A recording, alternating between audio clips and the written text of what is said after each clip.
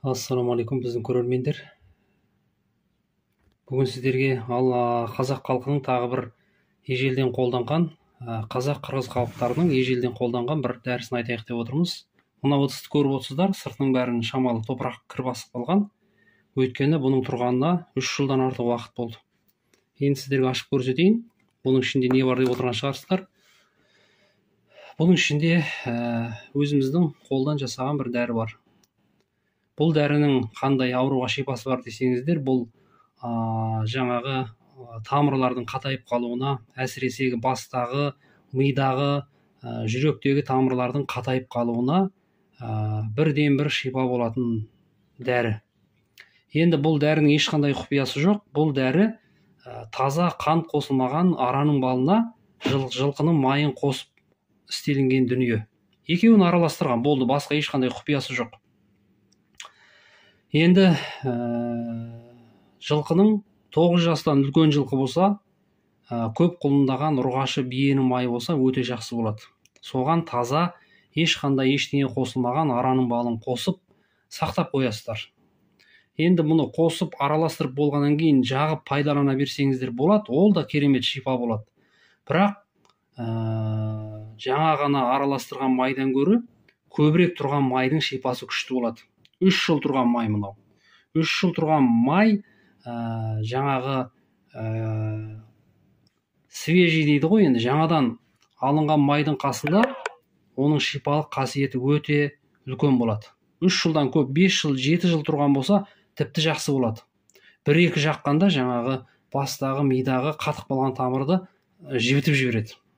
Бір ескерте кететіні, бұл нәрсені 15 күннен артық жағуға болмайды. Бүкіл жаңағы сүйектеріңізді, буындарыңызды бәрін балқытып жібереді. Одан кейін жаңағы сынған сүйектің үстіне жағуға болмайды. Сразу ашып жібереді жаңағы сынған жерлер. Жаңағы адам сүйегі сынып, мертігіп қалған кезде сүйек бітіп, орнына түсіп болғанға дейін қымыз ішуге болмайды, жылқының сорпасын ішуге болмайды, жылқының майын жеуге болмайды дейді ғой сынықшылар. Тура сол нәрсе. Енді білесіздер, біз қазір жылқының еті емдеп, жылқының етін жейміз бәріміз. Қойдың етін менсінбейтін болдық, қазақ сиырдың етін мүлдем жемейтін болдық. Бірақ барлығымыз шикі ет жеп жүрміз. Неге десеңіздер, жылқының еті адамның организміне өзінің пайдалы қуаттарын 9 жастан кейін береді.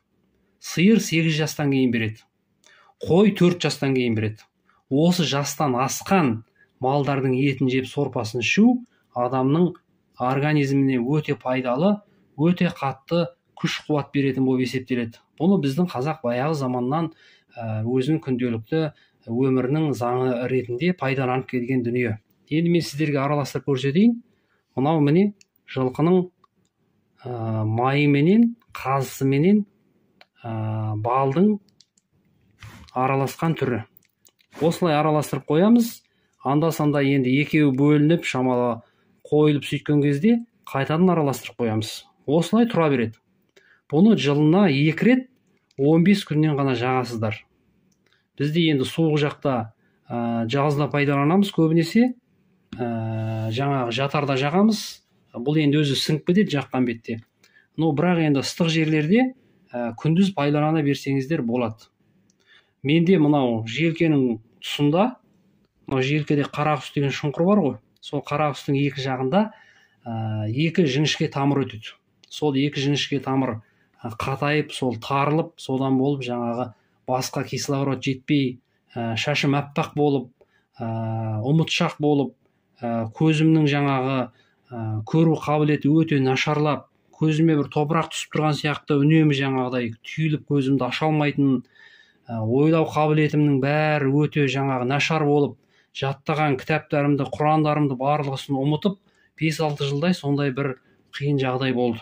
Кейіннен осы майды осылай бұрынғы қазақтар пайдаланады деп маған көрсеткеннен кейін, осы нәрсені істеп өзім 2 рет пайдаландым, өте керемет нәтиже берді. Одан кейін жаңағы бір жүрегінің тамыры қатайған деген кісіге істеп бердім. Ол кісіде жылына 2 рет кеудесінің тұсына жаққан екен, 15 күннен. Өте тамаша керемет болды дейді. Бұрынғыдай жаңағы түнде ұйықтай алмау, ауа жетіспей қалу деген нәрселер барлығысы орнына келді дейді. Сол себептен ағайын туғандар, осы нәрсені істеп пайдалансаңыздар болады.